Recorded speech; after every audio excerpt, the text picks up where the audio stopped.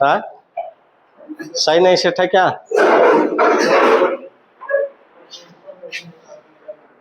अरे वो जो आते हैं वो आज रतीब भर लड़का पेपर टाइप किया है, जो आता है लड़का रिकॉर्ड करने, वो रतीब भर पेपर टाइप किया, कल टेस्ट करवाना है।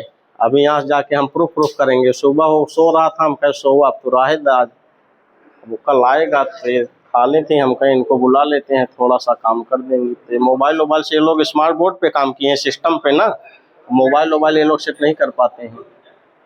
अब कल से वो आएंगे तो अपना करेंगे। प्रतिविपासम यहाँ लिखा गया ना, कल हम इसका एक ठो आपको लौकिक विग्रह क्या लिखवाए थे?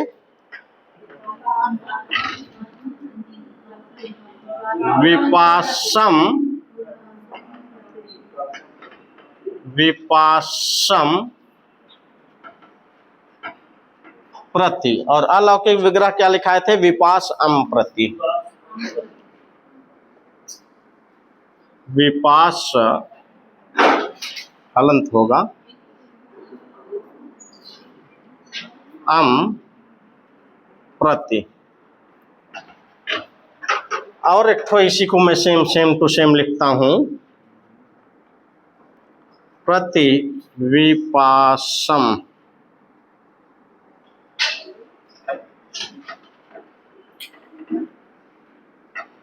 विपासम प्रति विपास अम प्रति। लक्ष्य सिद्धांत बाबूराम दोनों खोलिएगा तभी कंफ्यूजन दूर होगा।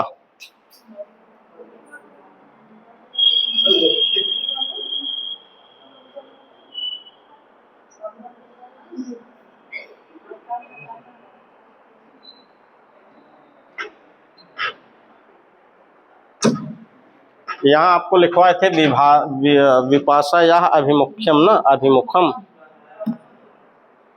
हाँ विपाशा या अभिमुखम भी लिखवाए थे यहाँ पर।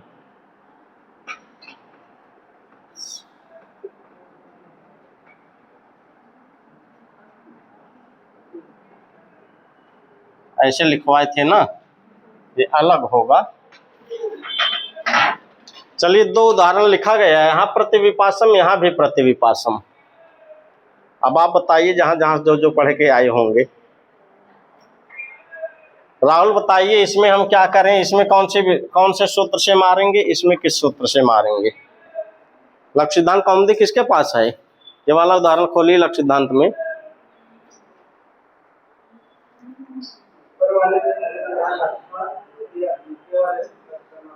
इसीलिए इसको यहाँ से हटा देना ज्यादा सही है, अभी हटा दीजिए इसको। दो सूत्र आप पढ़ते हैं अव्ययी भाव समास में, तो एक तो हम लोग अव्ययम विभक्त समीप समृद्धि वाला पढ़े ही हैं। एक सूत्र बाबूराम में लिखा गया है पेज संख्या 240 में, लक्षणेन अभि प्रति अभिमुख्ये। सूत्र यहाँ लिख दे रहा हूं, इसको समझाना पड़ेगा आपको। लक्षणेन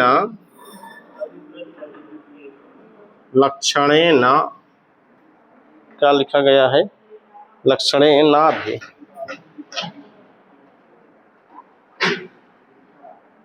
प्रति लिखा गया ना, अभिमुख्ये।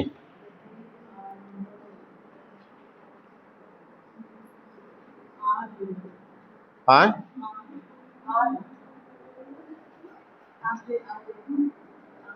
लक्षणेनाभि प्रति, यहाँ आ है, अभिमुख्य लिखा गया है। चलिए यहाँ दो उदाहरण लिखा गया है, इसका कुछ अलग नियम बनेगा, इसका कुछ अलग नियम बनेगा। अब आप बताइए कौन कौन सा नियम काम करेगा। प्रतिविपासम उदाहरण आप पढ़े हैं कि नहीं इसके पहले? टीजीटी वाले इतना पढ़े हुए हैं। कहाँ से कि लक्ष्य सिद्धांत का उदाहरण है। किसका उदाहरण है? बाबूराम में है इसका ये उदाहरण। हाँ तो इसमें तब कौन सा समास किस सूत्र से बता, अव्ययी भाव तो है ही है, किस सूत्र से बताए हैं समास?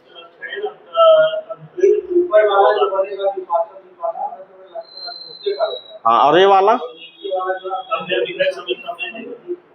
नहीं, ये उलट जो बताया है, ये वाला अव्यय विभक्ति समीप समृद्ध से बनेगा और ये वाला इससे बनेगा। यहाँ विपासम विपासम जो 2 बार लिखा गया ना, ये प्रति क्या है आपका, अव्यय है ना, अव्यय विभक्ति समृद्ध समीप समृद्ध से, यहाँ जो अव्यय भाव समास होगा इस वाले सूत्र से होगा। और यहाँ जो विपासम प्रति ये वाला आया है, यहाँ प्रति लक्षण अर्थ में आया है, अभिमुख्य अर्थ में आया है, सामने अर्थ में आया है और अर्थ में आया है, इसलिए इस वाले सूत्र से होगा। और यही सूत्र अभी आपको समझाते हैं हम। अगर ऐसा दिए रहेगा आपको सूत्र तो पूछेगा तो आपको थोड़ा सावधान हो जाना है ना। ऐसा पूछेगा तो अगर केवल एक ही दे रहा है, केवल प्रतिविपासन में किस सूत्र से समास हो रहा है, यहाँ दोनों सूत्र काम करेंगे, ये भी काम करेगा ये भी काम करेगा। लेकिन जब विग्रह करेंगे, जब विपासन विपासन 2 बार दिखेगा तब ये वाला सूत्र काम करेगा, और जब विपासन यहाँ 1 बार दिखेगा ये वाला काम करेगा। और यही आपको समझाऊंगा तो ये उदाहरण आप समझ पाएंगे अपने आप। अरे भाई उदाहरण समझाएंगे ना उसको, लिखिए अच्छा जल्दी से, फोटो वोटो खींच लेवा करा।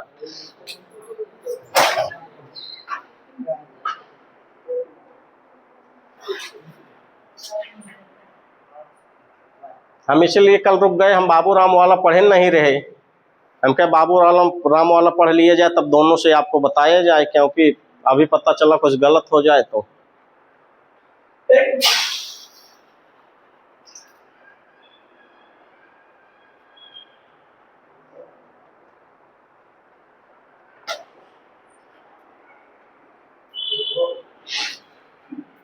इसको पढ़ लीजिए, इसके बाद हम लोग लक्ष्य सिद्धांत वाला पूरा व्यय भाव पढ़ लेंगे। बाबू राम का जो सूत्र उदाहरण बचेगा हम लोग लास्ट में उसको पढ़ लेंगे तुरंत इसके बाद।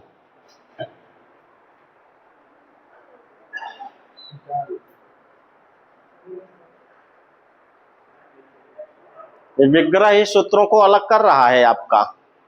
विग्रह वहां डबल हो गया, विपासन विपासन, और यहाँ सूत्र गजब का लिखे हैं। गोविंदाचार्य वाली किताब बहुत सुंदर है व्याकरण पढ़ने के लिए। यहाँ लिखा गया है विपासम विपासम प्रतिलौकिक विग्रह, विपास अम अलौकिक विग्रह।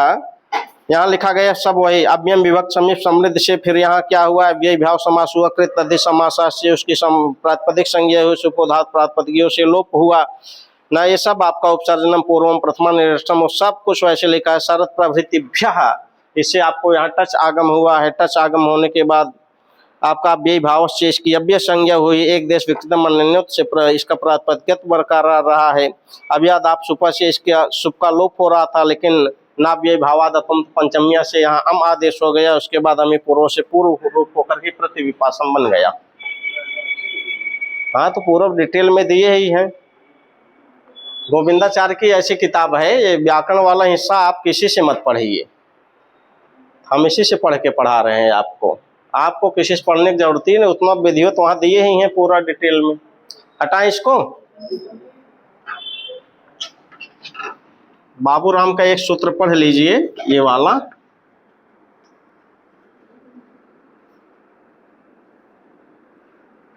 अलौकिक विग्रह तो दोनों में सेम दिख रहा है ना, अलौकिक विग्रह दोनों में सेम दिख रहा है। तो यहाँ इसकी क्या हो जाएगी, अभी हम लोग जब लक्ष्य सिद्धांत वाले में, जब विपासम विपासम वाले में पढ़ेंगे ना, यहाँ विपास अम प्रति है आप ना, इसकी अव्यय विभक्ति समीप समृद्ध से क्या हो जाएगी, अव्यय भाव समास हो जाएगा। और समास होने के तुरंत बाद क्या होगा, कृत तद्धि समासा से प्रातिपदिक संज्ञा होगी। प्रातिपदिक संज्ञा होने के बाद सुपोधात प्रातिपदिकों से इसका लोप हो जाएगा ना, लोप हो जाएगा। और प्रथमा निष्ठम समास उपसर्जनम पूर्वम से इसकी इसकी क्या उपसर्जन संज्ञा, उपसर्जनम पूर्वम से इसका क्या हो जाएगा, ये हो जाएगा प्रति विपासा, ऐसे हो जाएगा ना। अभी आप पढ़ के आए कल, वो टच क्या कौन सा सूत्र था, शरत प्रभृतिभ्यः। यहाँ ये विपास शब्द जो है ये शरत गण में पठित था, इसलिए यहाँ टच का आ जोड़ दिए। अब ये टच का आ जोड़ दिए हैं तो बन गया प्रति विपासा ना, ये प्रति विपासा बन गया। अब एक देश विकृतम अन्योत ना, फिर यहाँ प्रातिपदिक प्रत्यय परश्च सु आ गया। नसु आने के बाद फिर आपका क्या हुआ है, अव्यय भावस्य, इसकी अव्यय संज्ञा होने के बाद फिर आपका अव्यय अव्यादाप सुपर से इसका लोप हो रहा था, लेकिन उसका निषेध करके ना व्यय भावादतुम तो पंचम्या से सु को अम आदेश कर दिया गया। सु को क्या आदेश कर दिया गया, अम। अब इसको जोड़ दीजिए, बन जाएगा प्रतिविपासम। प्रतिविपासम ये बन गया, ये क्लियर हो गया आपका इस वाले सूत्र से, अव्ययम विभक्ति समीप समृद्धि वाले से। और सेम यही नियम अगले में भी लगेगा, केवल अगले का अर्थ बदलेगा बस। इसको कर लेंगे ना अपने मन से। यहाँ एक अर्थ मैं आपको बता दिया, अव्ययम विभक्ति समीप समृद्धि से भी इसमें क्या है, अव्ययी भाव समास। बाबूराम में जो सूत्र लिखा है उस सूत्र की पहले व्याख्या देख लीजिए, उसके बाद लिखा है लक्षणे नाभि प्रति आभिमुख्ये। सूत्र क्या लिखा गया, लक्षणे नाभि प्रति, लक्षणे नाभि प्रति आभिमुख्ये, आभिमुख्ये। सूत्र संख्या यहां लिखी गई है 2114।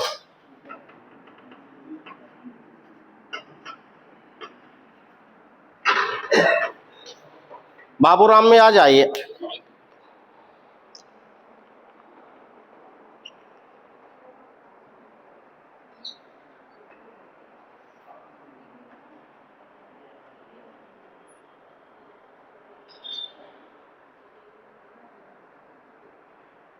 यहां लिखा गया है लक्षणेन। लक्षणेन का अर्थ क्या करेंगे आप, लक्षणवाच्य शब्द, चिन्हवाच्य शब्द। बाबूराम की हिंदी में देखिए लिखा गया है चिन्हवाची शब्द। इसकी हिंदी अभी आपको लिखवा दे रहा हूं। आभिमुख्य मतलब, आभिमुख्य मतलब वैसे आभिमुख्य होगा, वहां पता नहीं अभिमुख्य होगा, एक बार मूल सूत्र में देख लीजिएगा। सम्मुख जिसको आप कह सकते हैं ना, सामने आप कर सकते हैं, और आप कर सकते हैं। और मतलब समझ रहे हैं ना, नदी की ओर, नदी के सामने, ऐसा ये अर्थ कर सकते हैं। इसकी हिंदी मैं लिखवा रहा हूं, आप लिख लीजिए। यहाँ अभि था, यहाँ क्या था, और यहाँ क्या था, प्रति था।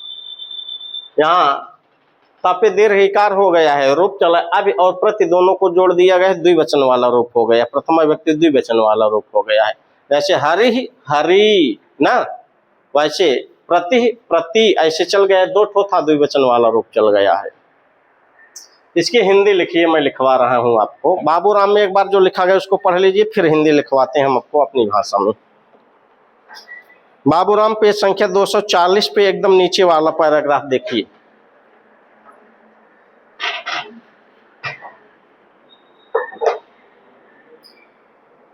किताब खोलिए सब लोग, 240 नंबर पेज पे एकदम नीचे वाला पैराग्राफ आइए।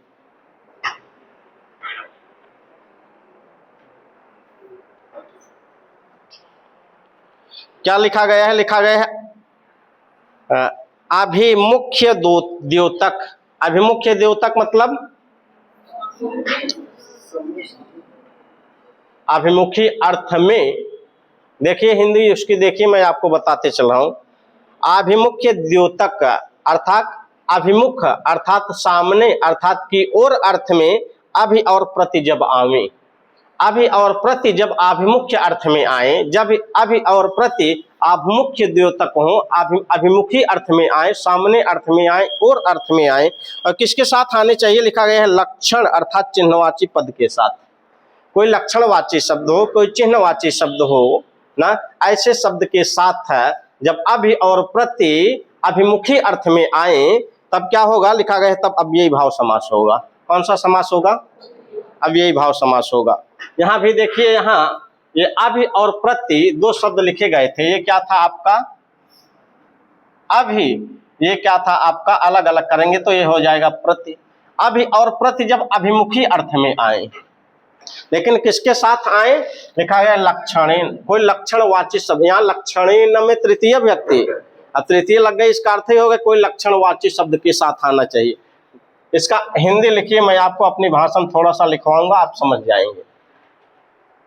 लिखिए, जब जब जब लक्षणवाची, और कोष्टक में लिख दीजिए चिन्हवाची। जब लक्षणवाची, कोष्टक में क्या लिखेंगे, चिन्हवाची शब्द के साथ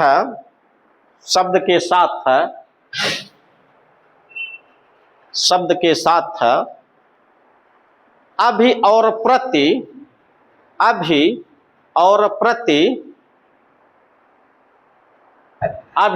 प्रति आभिमुख्य, ऐसे लिख लीजिए आभिमुख्य, और कोष्टक में लिख लीजिए इसकी हिंदी, ये जो लिखा गया है आभिमुख्य लिख लीजिए, कोष्टक में इसकी हिंदी आभिमुख्य अर्थात सम्मुख, सामने, ओर। जब लक्षणवाची शब्द के साथ अभिप्रति, आभिमुख्य, सामने, सम्मुख, ओर के अर्थ में आए तो अव्ययी भाव समास होता है।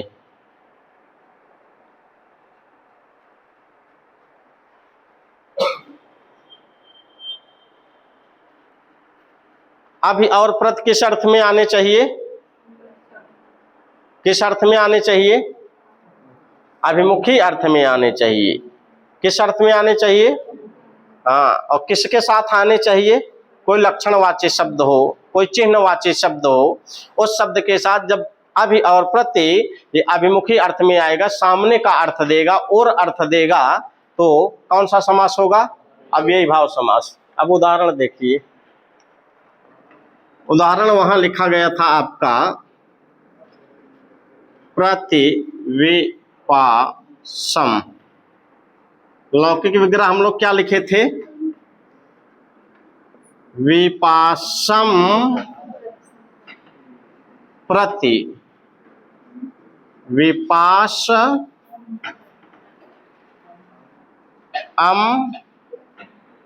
प्रति। अब आपको देखना है यहाँ क्या लिखा गया, प्रति, यहाँ क्या लिखा गया, विपासम। ये प्रति किस अर्थ में होना चाहिए, सम्मुख अर्थ में होना चाहिए, सामने के अर्थ में होना चाहिए, और अर्थ में होना चाहिए। और मतलब समझ रहे हैं ना, और मतलब किनारा वाला नहीं, और मतलब फलाने की ओर ऐसे कर दिए जाए। विपासम, इसका ये विपाशा नदी जो हम लोग कहते हैं, विपास नदी की ओर, विपास नदी के सामने, विपास नदी के सम्मुख। यहाँ प्रति जो था सम्मुख, सामने और आभिमुख्यम अर्थ में था। किस अर्थ में था, जब यह अभि और प्रति सम्मुख अर्थ में आए, सामने अर्थ में आए, और अर्थ में आए, आभिमुख्य अर्थ में आए, लेकिन किसके साथ आए, लक्षणेन के साथ, किसी लक्षणवाची शब्द के साथ आए, किसी चिन्हवाची। ये विपास शब्द है जो है, ये चिन्हवाची शब्द है कि नहीं, लक्षण शब्द है कि नहीं, इससे विपाशा नदी का बोध हो रहा है कि नहीं। चिन्हवाची शब्द हो गया, और यहाँ प्रति हो गया, और प्रति यहाँ और सम्मुख, सामने, अभिमुखी अर्थ में आ रहा है, इसलिए आप प्रति विपासम में इस सूत्र से समास करेंगे। क्लियर हो गया। जब प्रति अभिमुखी अर्थ में आए, लेकिन किसके साथ आए, लक्षणवाची शब्द के साथ, चिन्हवाची शब्द के साथ। ये चिन्हवाची शब्द है कि नहीं, इससे किसका बोध हो रहा है, विपास मतलब विपाशा नदी, सुने हैं ना नाम, हाँ, विपास नदी की ओर। इसका अर्थ ये हो जाएगा, विपास नदी की ओर, ये अर्थ हो जाएगा, या विपास नदी के सामने, ऐसा अर्थ हो जाएगा, विपास नदी के सम्मुख, ऐसा अर्थ हो जाएगा। हाँ, इसी को हम लोग व्यास नदी कहते हैं, इसी को आप, जिसको हम व्यास नदी कहते हैं, वही है व्यास नदी, विपास नदी। अर्थ क्लियर हुआ ना। ये सूत्र क्या कहता है, समझ में आया। जब अभी किस अर्थ में आना चाहिए, अभिमुखी अर्थ में आए, सामने अर्थ में आए, और अर्थ में आए, लेकिन किसके साथ आए, लक्षणवाची शब्द के साथ आए, तो कौन सा समास करेंगे हम लोग, एकदम बाकी सारी प्रक्रिया वही रहेगी। तो हम लोग क्या करेंगे, यहाँ से सिद्धि प्रक्रिया करते हैं, वहां से सिद्धि प्रक्रिया आप करते जाइए, पूरा आपका सिद्ध हो जाएगा। इसको हटा के सिद्धि करें।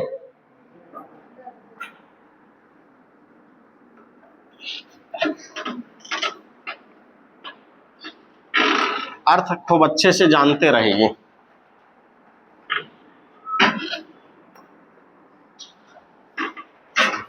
हम लोग सिद्धि में क्या किए थे, अलौकिक विग्रह से क्या हो जाएगा आपका, विपास प्रत्यय से सिद्धि करेंगे ना। अब सूत्र आपका क्या था, लक्षणे ना भी प्रति आभिमुख्य ना। ये सूत्र क्या कहता है, जब प्रति आभिमुख्य अर्थ में हो, सामने अर्थ में हो और अर्थ में हो ना, और किसके साथ हो, लक्षणवाची शब्द के साथ हो। ये लक्षणवाची शब्द था आपका विपास ना, और यहाँ ये और अर्थ में था, सामने अर्थ में था, अभिमुख अर्थ में था, इसलिए लक्षणे ना भी प्रति आभिमुख्य इस सूत्र से इसमें समास हो गया। कौन सा समास हुआ, अव्ययी भाव। लक्षणे ना भी प्रति आभिमुख्य, इस सूत्र से कौन सा समास हुआ, हाँ, अव्ययी भाव समास हो गया। जैसे समास होगा बाकी अगला वाला नियम लगाते जाइए, पीछे वाला जैसे समास होगा कौन सा सूत्र लगेगा, कृत तद्धित समासात से इसकी क्या हो जाएगी पूरे की। जैसे प्रातिपदिक संज्ञा होगी कौन सा सूत्र लगेगा, विपास, और अम को क्या करेंगे, लोप कर देंगे। यहाँ कौन सा सूत्र लगा, सुपोधातु प्रातिपदिकेयो ना। अब आगे कौन सा सूत्र लगेगा, प्रथमा निर्दिष्टम समास उपसर्जनम, इससे प्रत की क्या हो जाएगी, उपसर्जन संज्ञा, और उपसर्जनम पूर्वम से क्या हो जाएगा, प्रति विपास। ये क्लियर हो गया, प्रति विपास। यहाँ कौन सा दो सूत्र लगे हैं आपके, दोनों आप लिख लीजिएगा, प्रथमा निर्दिष्टम समास उपसर्जनम, और अगले कौन सा सूत्र लगा है, उपसर्जनम पूर्वम। ये दो सूत्र लग गए आपका। अब यहां तक क्या बन चुका है, प्रति विपास इतना बना है ना। अब आगे कौन सा सूत्र लगेगा, कौन सा लगेगा,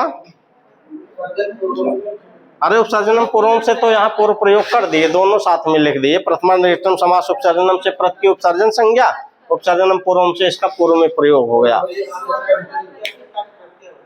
टच प्रत्यय हो गया। विपास जो है शरद गण में पठित है, विपास किस गण में पठित है, हाँ, शरद गण में पठित होने के कारण इससे टच प्रत्यय लगेगा, तो ये टच का क्या बचेगा, प्रति विपास। टच का क्या बचा लिया जाए, ये किस सूत्र से आया, शरद प्रभृ,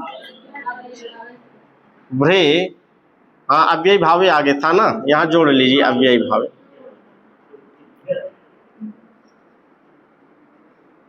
अव्ययी भावे शरद प्रभृतिभ्यः, इससे क्या आ गया आपका, टच प्रत्यय आ गया। अब टच प्रत्यय आ गया तो अब क्या किया जाए, ये हलंत है आपका।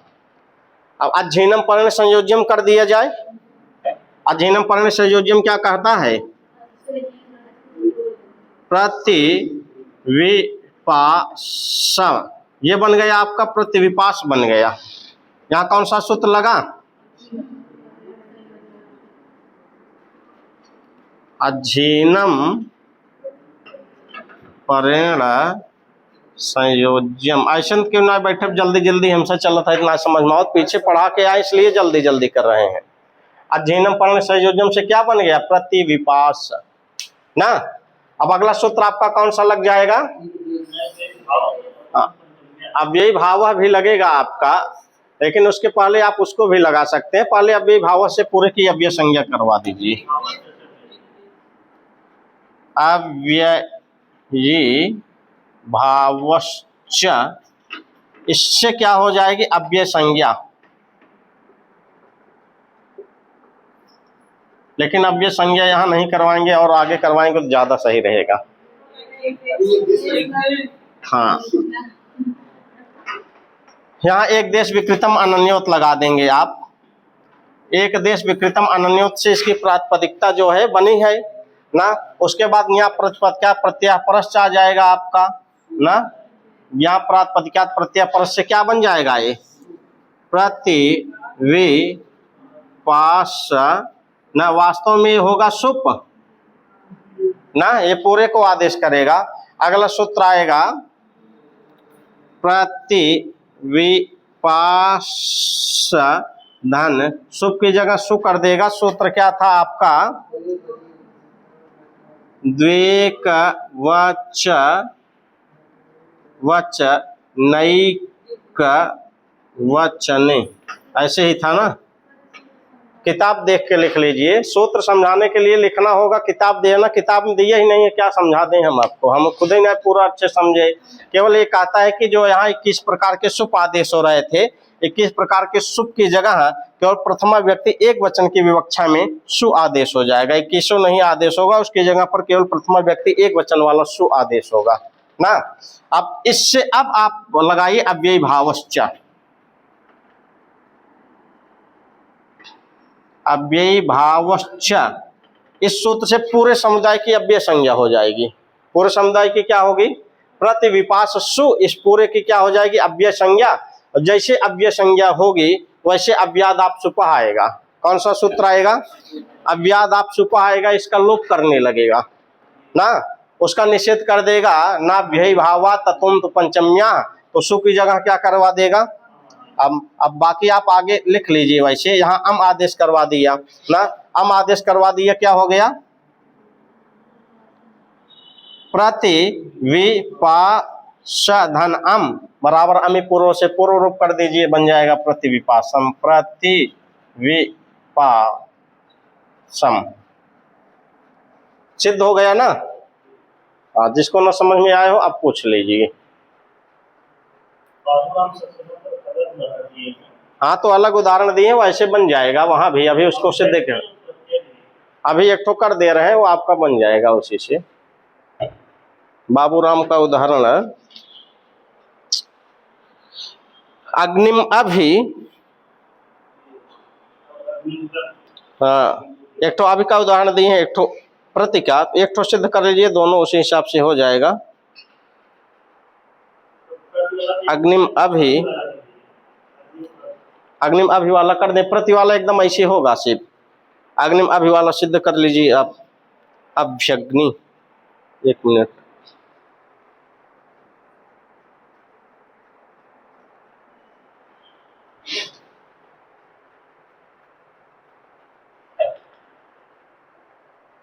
देखिए हम लोग उसमें पढ़ रहे हैं ना, जब एलटी में आप पढ़ेंगे, एलटी में अभ्यग्नि वाला उदाहरण दिया नहीं है, और प्रतिविपासम वाला उदाहरण बाबूराम में नहीं दिया है। दिया है बाबूराम में, पूरा बाबूराम देखिए प्रतिविपासम नहीं दिया। अगर वहां पूछ लिया आपके एलटी में प्रतिविपासम में किस सूत्र से समास, तब हमारा आपका अव्ययम विभक्ति समीप समृद्धि वाला सूत्र वो लोग मानने लगेंगे। क्योंकि जो एलटी का पेपर बनाएगा वो लक्ष्य सिद्धांत की किताब सामने रख के बनाएगा व्यक्ति, वहां आपको अव्ययम विभक्ति समीप समृद्धि वाला उत्तर वो सही करवा देंगे। उनके सामने जो किताब रहेगी उसी को देख के वही सही करवा देंगे।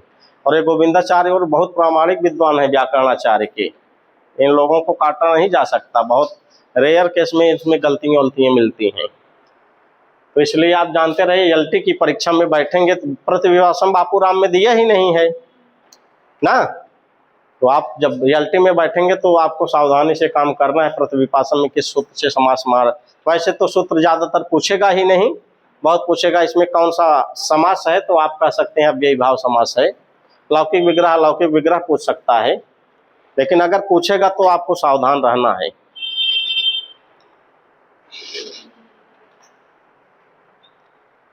अग्निम अभी इसको देखते हैं, बाबूराम का एक उदाहरण सिद्ध कर लीजिए, दूसरा अपने मन से।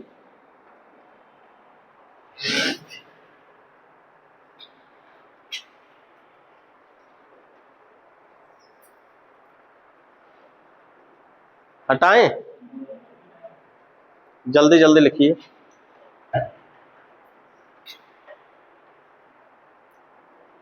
अगर यही अभी महामैराथन चलाना हो, 3 घंटा में पूरा समस्या चला जाए, 3 घंटा ना 1 से 1.5 घंटा में चला जाए, तो महामैराथन में सब थोड़ी ना चलता है ना। कौन सा समास है, किस सूत्र से, लौकिक विग्रह क्या है, अलौकिक विग्रह क्या है, किस अर्थ में हुआ है, आगे बढ़िए। यही तो है महामैराथन। महामैराथन मतलब व्याकरण का अगर पूरा हिस्सा पढ़ाना हो, चाहे वो टीजीटी पीजीटी वाला, कुल मिलाकर के 4 से 5 घंटे में पूरा समाप्त हो जाएगा।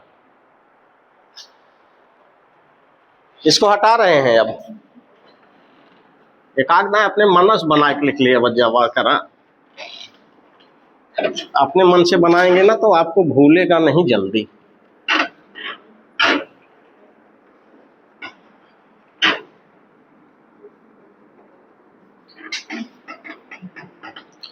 ये प्रति वाला उदाहरण आप समझ गए हैं। जो बाबूराम में 2 उदाहरण दिया गया है, एक तो अग्निम भी और एक तो क्या दिया है, अग्निम प्रति। ये 2 उदाहरण दिया गया है ना, प्रत्यग्नि, अभ्यग्नि, प्रत्यग्नि। वहां संधि हुई है आपकी, वहां लिखा गया है अभ्यग्नि, यही लिखा गया है ना।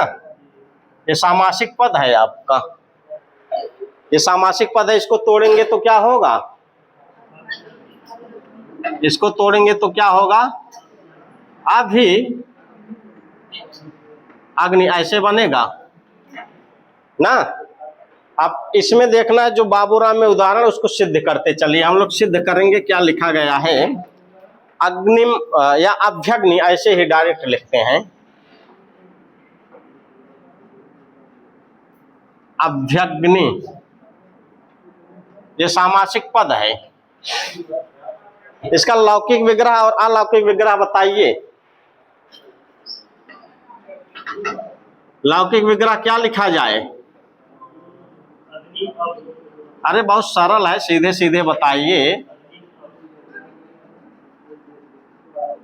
आगे स्वर रहेगा तो इसको म कर दीजिए। अब यहां से विभक्ति अलग कर दीजिए, अलौकिक विग्रह हो जाएगा। यहां से विभक्ति अलग करिए, क्या होगा, अग्नि, यहां क्या होगा, यहां क्या होगा, बस क्या हो गया, अग्नि अभि। ये क्या हो गया, अलौकिक विग्रह। लौकिक विग्रह क्या हो गया, अग्निम अभि। और सामासिक पद क्या हो गया, अभ्यग्नि। सामासिक पद क्या होगा, अभ्यग्नि। अब यहीं से चलिए हम लोग उठा लेते हैं सीधे सीधे सिद्धि प्रक्रिया। यहां इसका अर्थ क्या होगा, अभ्यग्नि का अर्थ क्या होगा, अर्थ निकालेंगे तभी आप सूत्र क्लियर कर पाएंगे, कौन सा सूत्र लग रहा है, कौन सा सूत्र नहीं लग रहा है। हाँ, इसका अर्थ है अग्नि की ओर। यहाँ जो अभि अर्थ है, यहाँ जो अभि अर्थ है, और अर्थ दे रहा है, यह सामने अर्थ दे रहा है ना, सामने अर्थ दे रहा है, सम्मुख अर्थ दे रहा है। इसका अर्थ है अग्नि की ओर, अर्थात अग्नि के सामने, अर्थात अग्नि के सम्मुख, ये अर्थ दे रहा है ना। और ये लक्षणवाची शब्द है कि नहीं। वो वाला सूत्र क्या कहता है, अभि और प्रति जब अभिमुखी अर्थ में आए, लेकिन किसके साथ आए, लक्षणवाची शब्द के साथ आए। ये लक्षणवाची शब्द के साथ आ गया। और किस अर्थ में आया, ये अभिमुख अर्थ में, सामने अर्थ में, सम्मुख अर्थ में, और अर्थ में आया ना। तो यहाँ अब आपका जो नियम कानून लग रहा है, कौन सा नियम कानून लग रहा है, किस सूत्र से यहाँ समास होगा। यहाँ अभि जो है अभिमुखी अर्थ में था और लक्षणवाची शब्द के साथ आया था, इसीलिए सूत्र क्या लग गया आपका, लक्षणे नाभि प्रति आभिमुख्ये। इस सूत्र से कौन सा समास हो गया, अब ये भाव समास हो गया। बाकी अब जैसे सिद्धि की है वैसे करते चले जाइए। यहाँ क्या होगा, यहाँ समास हुआ, समास होने के कारण, समास होने के कारण कृत तद्धित समासा से पूरे की क्या हो जाएगी, प्रातिपदिक संज्ञा कर दीजिए। यहाँ क्या सूत्र लगा आपका, कृत तद्धित समासा से प्रातिपदिक संज्ञा हो गई। और जैसे प्रातिपदिक संज्ञा हुई वैसे सुपोधात प्रातिपदिकियों से सुप का अवयव था ये अम, इसको क्या कर दिया जाएगा, लोप कर दिया जाएगा। क्या हो जाएगा, अग्नि अभि। ये बच्चा यहाँ क्या, कौन सा सूत्र लगा, सुपोधातु प्रातिपदिकयोः लग गया ना। और इसके बाद अब आपका सूत्र लग जाएगा प्रथमा निर्दिष्टम समास उपसर्जनम से। यहाँ अब की क्या हो जाएगी, अब की उपसर्जन संज्ञा हो जाएगी। और उपसर्जनम पूर्वम से ये हो गया अभि अग्नि, ये बना है आपका ना। अब इसके बाद आपका कौन सा सूत्र लग रहा है? ये वाला तो हो गया लक्षणे नाभिप्रति अभिमुख्य, इससे समास हुआ कृतधिक समासा से प्रातिपदिक संज्ञा सुपोधात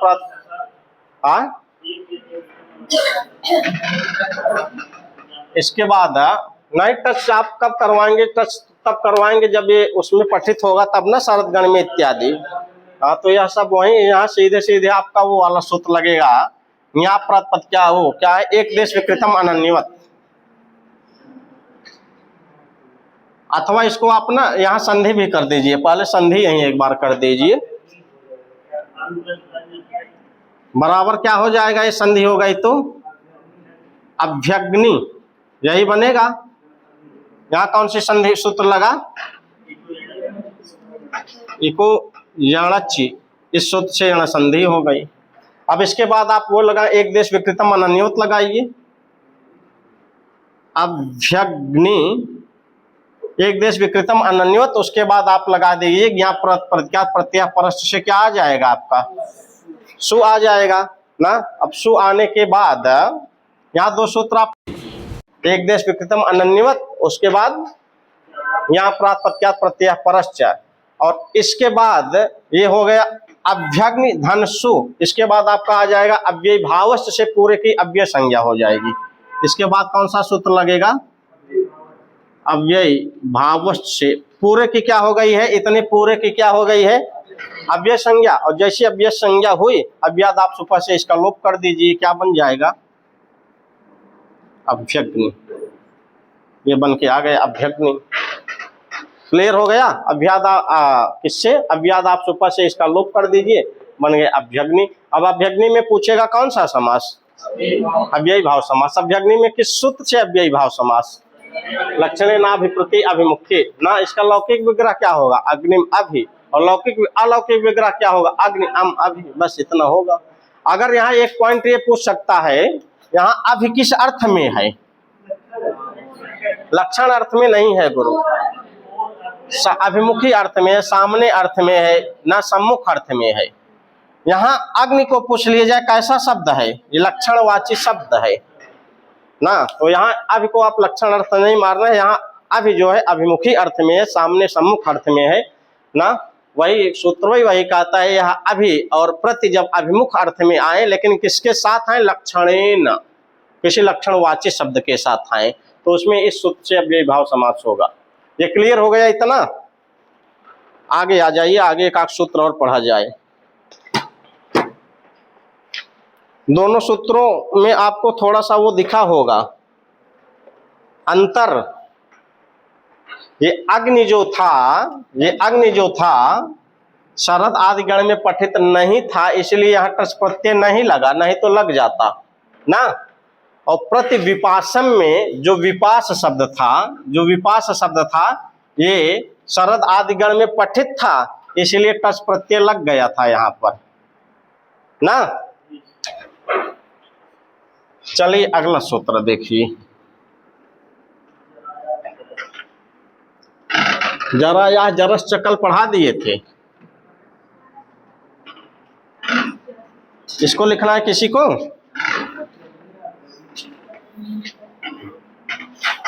जरा या जरस से कौन सा उदाहरण बना था आपका? अगर उपजर्सम में पूछा जाएगा समास किस सूत्र से? अव्ययम विभक्ति समीप समृद्धि सूत्र। और जरा या जरस क्या करता है ये सूत्र? जरा को जरस आदेश करता है बस।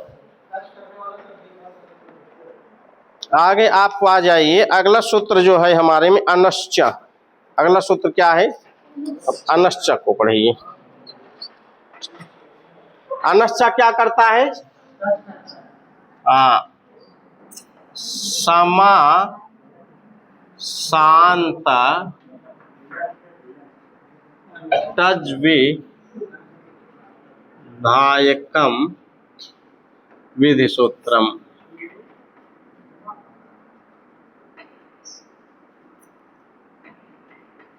समासांत टच विधायकम विधि सूत्रम। सूत्र है आपका अनश्च 5 4 108।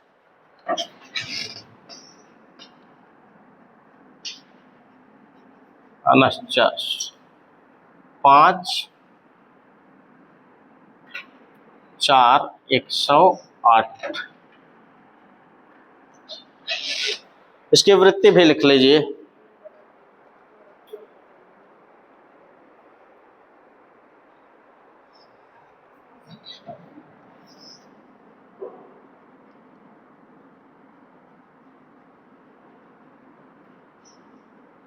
अनंताद अव्ययी भावाद अव्ययी भावाद तत्स्यात्।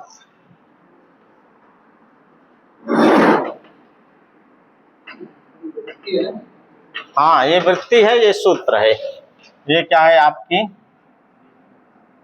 ये क्या है आपका सूत्र है।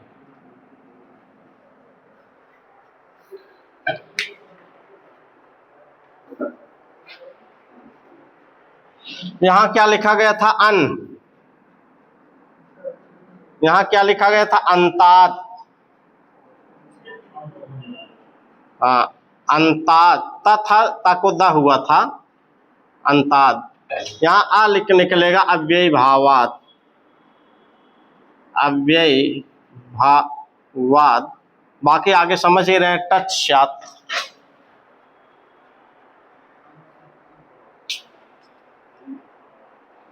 अब इसकी हिंदी तो हमें लगता है अपने मन से आपको निकल जाएगा।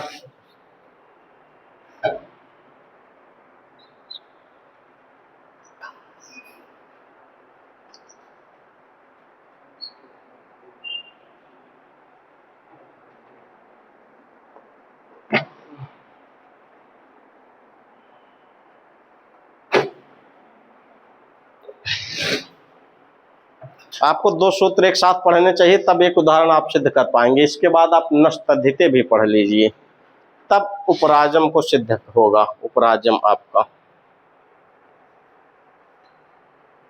इसकी हिंदी बोले, लिखिए। अन से, यहां न में हलंत लिखेगा।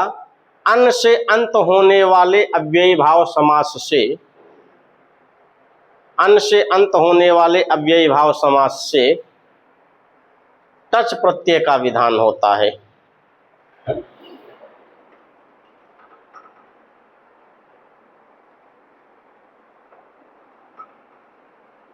कौन सा प्रत्यय होगा? अगर अन से अंत हो रहा है अव्ययी भाव समास में, तो उसमें क्या लगाएंगे आप? टच प्रत्यय जोड़ देंगे। कोई ऐसा शब्द है जिसमें अव्ययी भाव समास हो रहा है और उसका अंत अगर अन से हो रहा है, तो उसमें क्या लगा देंगे? टच प्रत्यय लगा देंगे। इसको हटा दें। इसके साथ साथ आप नष्टधिते पढ़ लीजिए, तब उदाहरण सिद्ध किया जाए।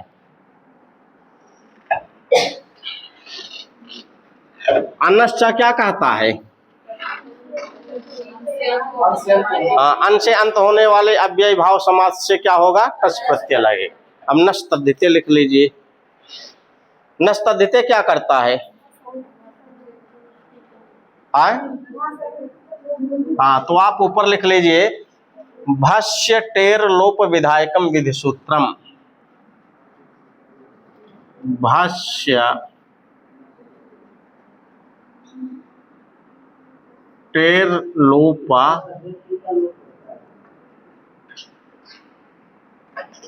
विधायकम विधि सूत्रम।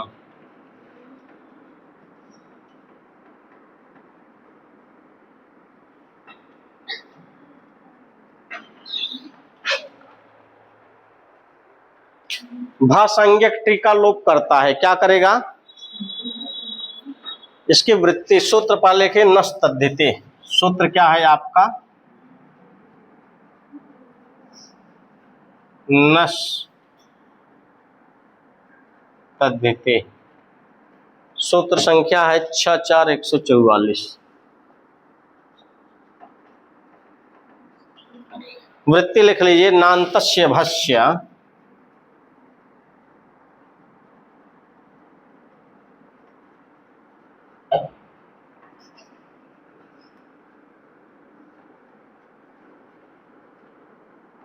भस्य टेर लोपस्तद्धिते।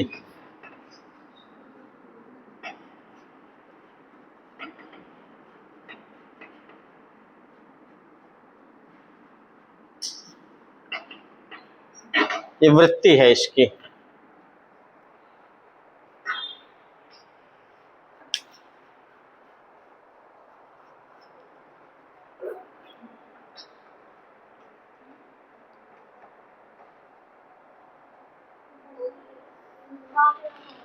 नान्तस्य है, नान्तस्य भस्य टेर लोपस्तद्धिते।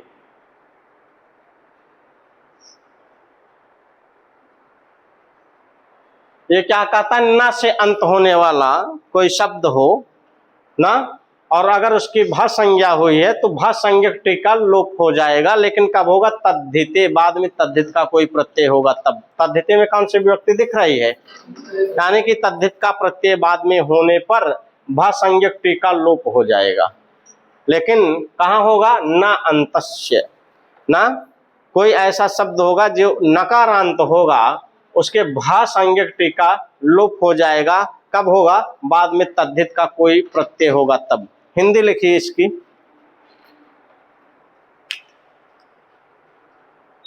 तद्धित प्रत्यय बाद में होने पर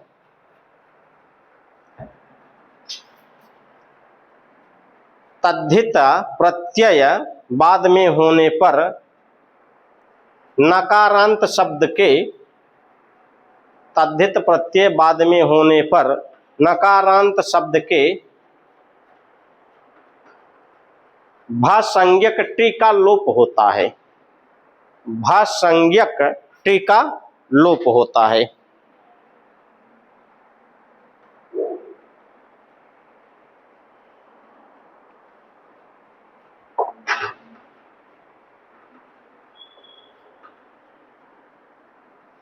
ये क्या करेगा, भासंज्ञक टीका लोप करेगा, लेकिन बाद में क्या होना चाहिए, तद्धित का कोई प्रत्यय होना चाहिए। किसके बाद में होना चाहिए, नकारांत शब्द हो, उस नकारांत शब्द के बाद कोई तद्धित का प्रत्यय हो।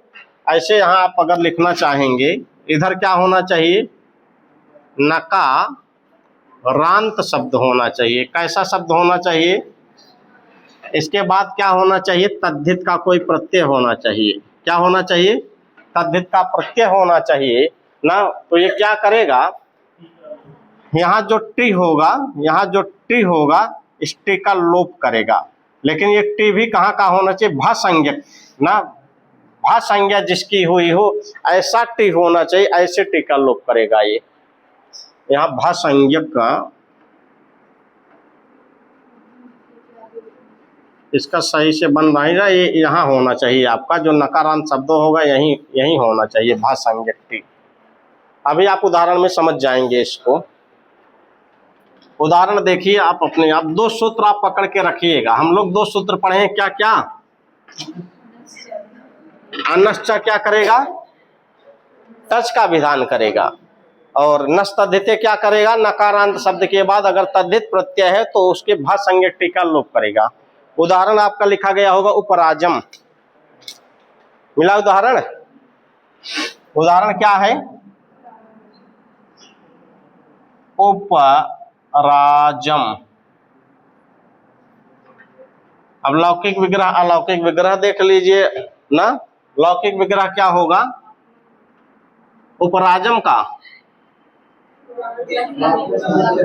राज्ञः समीपम ना, यहाँ कौन सा प्रत्यय लगा है आपका, ngस लग जाएगा, राजन ngस उप। यहाँ षष्ठी है तो षष्ठी वाला प्रत्यय लगा दीजिए, राजन ngस। यहाँ राज्ञ में कौन सी विभक्ति है, तो मूल शब्द लिख करके षष्ठी वाला प्रत्यय लगा दीजिए, अलौकिक विग्रह हो गया। अब इसी से हम लोग सिद्धि प्रक्रिया करेंगे।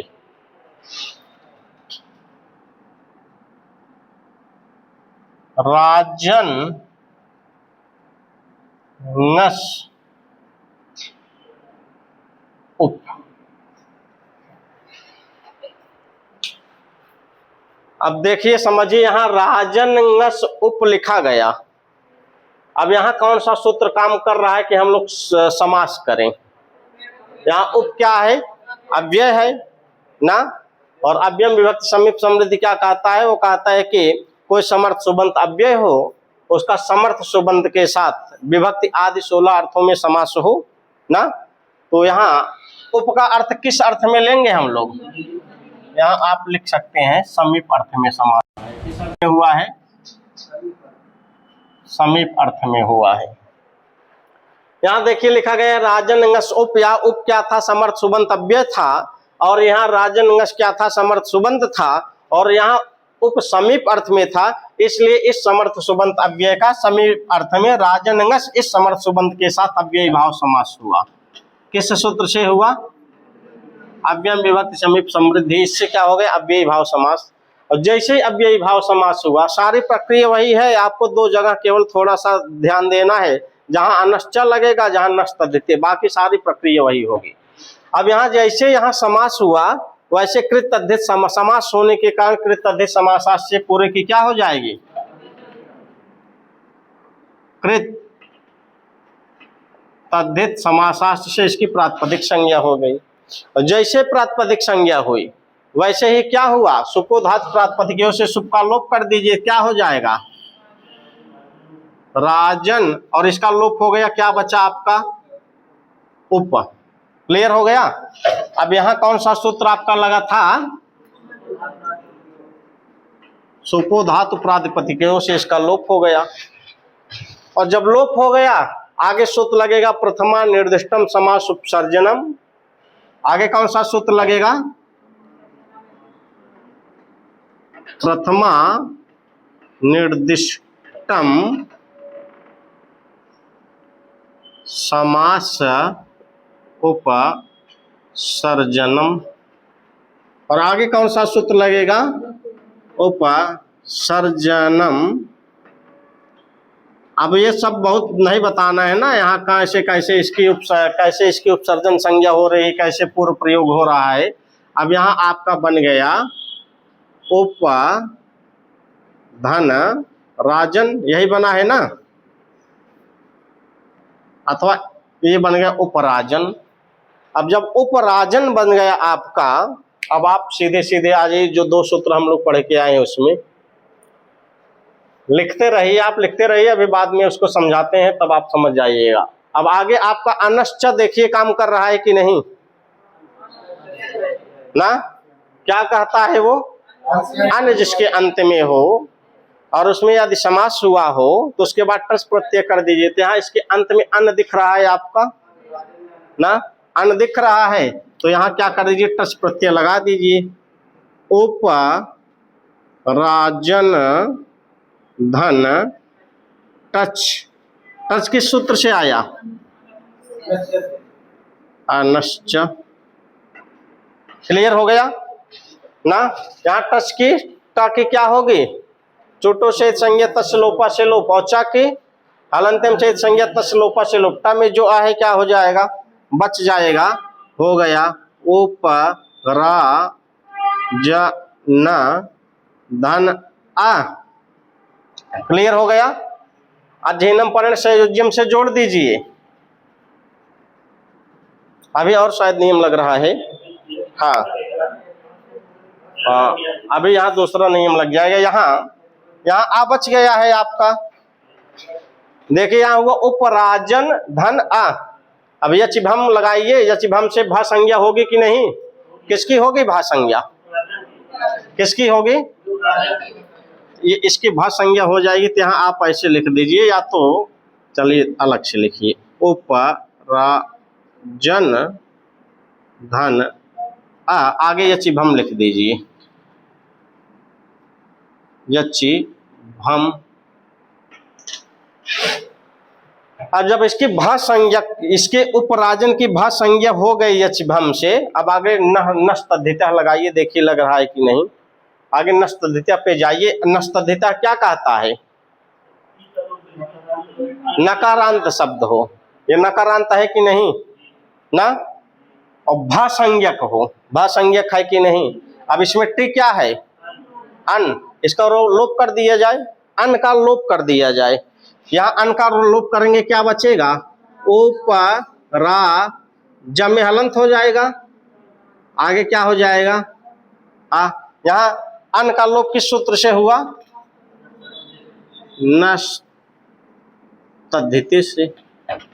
अब जब हम लोग यहां तक पहुंच गए हैं, अब इसको जोड़ दीजिए एक बार, उपराज बन जाएगा। देखिए आप ऐसे जोड़ के भी कर सकते हैं, वैसे भी बना सकते हैं। ये बन गया उपराज, अभी उपराज बन गया है। क्या बन गया? अब आगे वाला सूत्र आपका लगेगा अव्ययी भावश्च, अव्ययी भावश्च, अथवा आप अभी उसको लगा दीजिए एक देश विकृतम अनन्यवत। एक देश विकृतम अनन्यवत से इसकी प्रातिपदिकता बनी हुई है। इसके बाद यहाँ प्रतिपद्यात् प्रत्यय पर से आगे प्रत्यय लगा दीजिए। कौन सा प्रत्यय लगेगा? उपराज धन सु। अब यहाँ आप दो सूत्र लिख लीजिए। यहाँ दो सूत्र आपको क्या क्या लिखना है? एक देश विकृतम अनन्यवत लिख लीजिए, और यहाँ प्रातिपदिकात् प्रत्यय परश्च लिख लीजिए। यहाँ दो सूत्र लिख लीजिए आप अपने मन से। क्या क्या लिखेंगे? एक देश विकृतम अनन्यवत लिख लीजिए, और दूसरा सूत्र क्या लिखेंगे? यहाँ प्रातिपदिकात् लिख लीजिए। दो सूत्र हो गया। अब आपका आगे सूत्र लगेगा अव्ययी भावश्च। उपराज सु बना है ना, उपराज जमे हलंत है, पूरा है, धन सु। आगे सूत्र आपका लग गया अव्ययी भावश्च। इस सूत्र से पूरे समुदाय की अव्यय संज्ञा हो गई। पूरे समुदाय की क्या हो गई? अव्यय संज्ञा। और जब अव्यय संज्ञा हो गई, अगला सूत्र आपका आ रहा था अव्यादाप्सुपः। अव्यादाप्सुपः इसका क्या कर रहा था? लोप कर रहा था। लेकिन आगे वाला है निषेध कर दिया, ना व्यय भावादत्वम तो पंचम्य। इसका लोप करके, इसका निषेध करके इसकी जगह पर क्या आदेश करवा दिया? अम आदेश कर दिया। हो गया उपराज धन अम। अमी पूर्व से जोड़ दीजिए, उपराजम। ये सिद्ध हो गया। एक देश विकृतम अनन्यवत से इसका प्रातिपदिक तो बना रहा, और यहाँ प्रतिपद प्रत्यय परस्थ से क्या आ गया आपका? सुप आ गया। फिर आगे एक सूत्र है वो भी लिख लीजिए, द्वैकयोर एक वचने द्विवचने, वो जो सूत्र था यहाँ लिख लीजिए, उसकी जगह सु कर दीजिए। बाकी वही सारा नियम लगा है आपका। यहाँ केवल दो सूत्र हमको आपको देखना था, अनश्च देखना था, और क्या देखना था? नस्तद्धिते देखना था। बस सारी प्रक्रिया वही वही लग रही है आपकी, कहीं इधर उधर कुछ भी नहीं हो रहा है।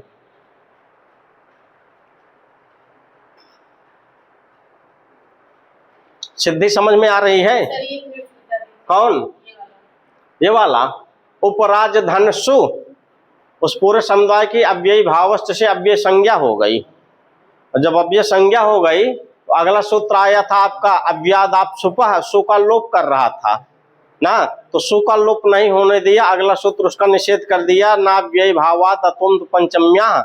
सु का लोप होने नहीं दिया, उसकी जगह पर अम आदेश करवा दिया, बन गया उपराजम। पीछे वाला जो सिद्धि प्रक्रिया पढ़े उसको पढ़ेंगे आप समझ जाएंगे। उपराजम में कौन सा समास? किस सूत्र से ना? और उपराजम में किस अर्थ में समास? उपराजम में लौकिक विग्रह क्या है और अलौकिक विग्रह क्या है, बस इतना जानना है आपको। इसके अलावा ये सिद्धि प्रक्रिया बाद में जाननी है आपको। हाँ, बाबूराम प्राकथन नहीं पढ़े रहा? यचिभम लिखने दीजिए, सबको बता रहे हैं, लिखने दीजिए, लिख लीजिए। यचिभम थोड़ा सा बता देते हैं। एग्जाम के लिए आपको क्या पढ़ना है? केवल इतना पढ़ना है, और सामासिक पद और ये वाला सूत्र पढ़ना है, किस सूत्र से समास हो रहा है। बाकी एग्जाम के लिए ये सब कुछ नहीं आपका है। ये वाला एग्जाम में ये सब पूछेगा नहीं, नस्तद्धिते क्या करता है, अनश्च क्या, ये सब परीक्षा में बनेगा ही नहीं प्रश्न आपके। अनश्च क्या करता है, नस्तद्धिते क्या करता है, इसका कोई मतलब नहीं है। परीक्षा के लिए बस इतने ही आपका बनेगा यहाँ तक। अगर परीक्षा आप दे रहे हैं, ये इतना पढ़ लेंगे आपका काम बन जाएगा। अगर ऐसे पूछ लिया प्रश्न, थोड़ा सा अगर घुमाएगा, कहेगा उपराजम में कौन सा प्रत्यय है। अगर ऐसा पूछ, उपराजन में कौन सा प्रत्यय है, आपको कहना है टच। तब यहाँ पूछा जा सकता है उपराजम में किस सूत्र से टच प्रत्यय है, अनश्च से। इतना उत्तर होगा आपका। बाकी जो लोप उप हुआ ये सब नहीं पूछेगा। हटाएं।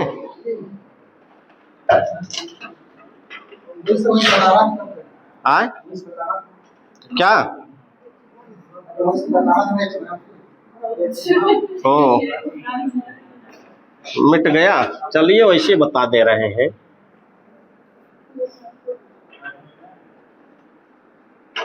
वहां यह चिभम वाला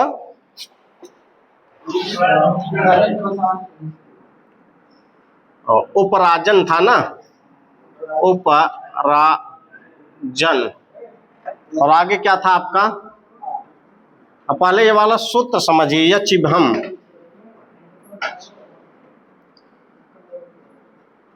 यह चिभम, ये सूत्र क्या करता है? ये सूत्र क्या करता है? भा संज्ञा करता है। किसकी भा संज्ञा करता है और कब करता है? से आरंभ होने वाले शब्द। हाँ,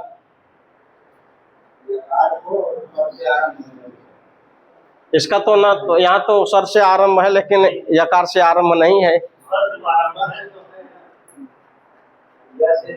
चलिए देखिए ध्यान से, यच में कौन सी विभक्ति है? तोड़िए इसको, केवल यच को तोड़िए। यह है या धन अच। ये क्या है? या धन अच। इसको जोड़िए, या में अ जोड़िए, पूरा या हो गया। च जोड़िए, यच हो गया। इसी का सप्तमी विभक्ति में रूप चलाइए, क्या हो गया? अब बना यच्छी। और जहां सप्तमी होगा उसका मतलब हम आपको कई बार बताए हैं, ऐसा वर्ण बाद में होने पर ना, ऐसा कोई कुछ बाद में, ऐसा कोई प्रत्यय बाद में हो जिसके आदि में या हो। कोई शब्द हो, ये शब्द है आपका ना, कोई शब्द हो, उस शब्द के बाद कोई ऐसा प्रत्यय हो जिसके आदि में या हो, अथवा अच हो। बाद में क्या हो? अच हो। ये अच है कि नहीं है? हाँ, जब ये अच है ना, बाद में कोई ऐसा प्रत्यय हो जिसकी शुरुआत या कार से हो, अथवा बाद में कोई ऐसा प्रत्यय हो जिसकी शुरुआत अच से हो ना, अच से हो, तो क्या हो जाएगा? पूर्व वाले पद की भा संज्ञा हो जाती है। यहाँ आ था, यहाँ क्या था? आ था। बाद में आ था, इसलिए पूर्व वाले समुदाय की क्या हो गई है? भा संज्ञा हो गई। किस सूत्र से? यचिभम से। क्लियर हो गया? अब ये क्लियर आप जानिए, यचिभम क्या कहता है? यकार से आरंभ होने वाला अथवा अ से आरंभ हो, अच से आरंभ होने वाला कोई प्रत्यय बाद में हो ना, उसके बाद क्या हो जाएगी? पूर्व वाले समुदाय की, पद वाले समुदाय की क्या हो जाएगी? भा संज्ञा। इसलिए उपराजन की भा संज्ञा हो गई। अब उपराजन में टिक क्या था? अन था। इसी टिक का क्या हो गया? नस्तदिति से लोप हो गया है। क्लियर होगा? यचिभम। चलिए भा संज्ञा कैसे भाई जाना हो? यहाँ बाद में आह जो है ना, इसको अच मान लिए। अच मान लिए तो पहले वाले की भा संज्ञा कर दी अच मान करके। आगे और पढ़ा जाए। कौन सूत्र है? दो ये सूत्र और है, में समय लग जाएगा गुरु। चलिए दो सूत्र है, नपुंसकात अन्यतरस्याम, इसके हम लोग सिद्ध करेंगे उपचर्मम, और झयः, इससे हम लोग कुछ सिद्ध करेंगे। झयः क्या करता है? झ प्रत्याहार वाला वर्ण अंत में हो तो अव्यय भाव विकल्प से तद्धित संज्ञक टस, विकल्प से टस प्रत्यय करेंगे। चलिए इसको कल देख लेंगे। यानी कि लघु सिद्धांत कौमुदी के अनुसार कल अव्यय भाव समाप्त हो जाएगा। हाँ, कल टेस्ट होगा। चलिए परसों आप पढ़िएगा।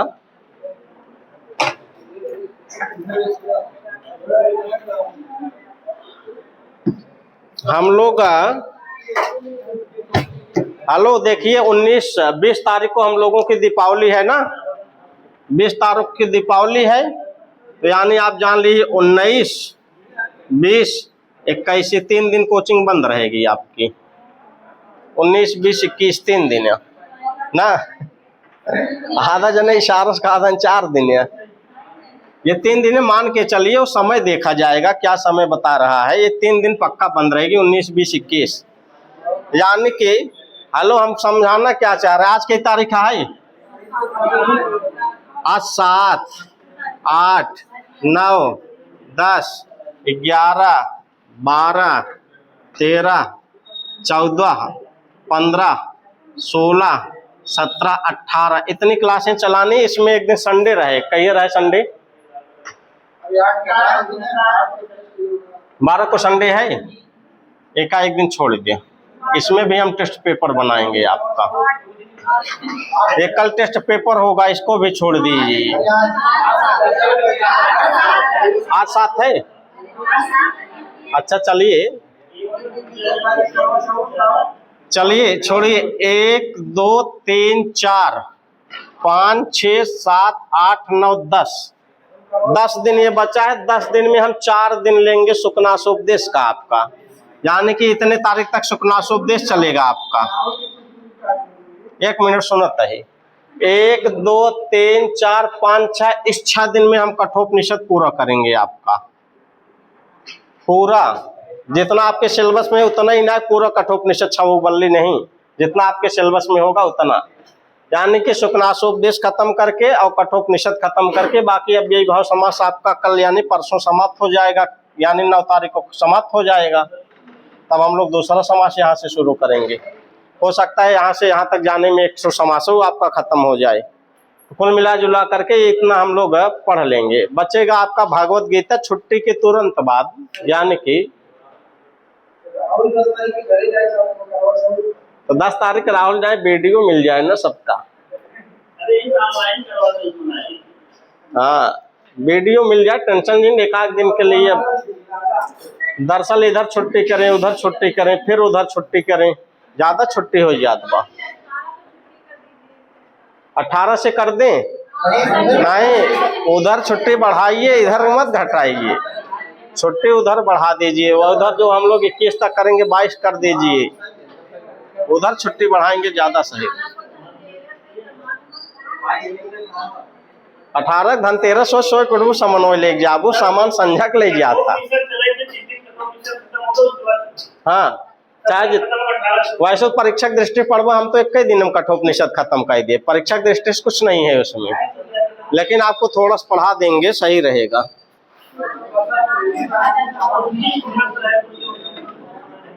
हम लोग कितने साहित्य पढ़ चुके हैं? अभिज्ञान हो गया, शिवराज हो गया, शिवराज चल रहा है ना, और सुकनास चल रहा है। 3 साहित्य खत्म हो जाएगा। कठोपनिषद कर देंगे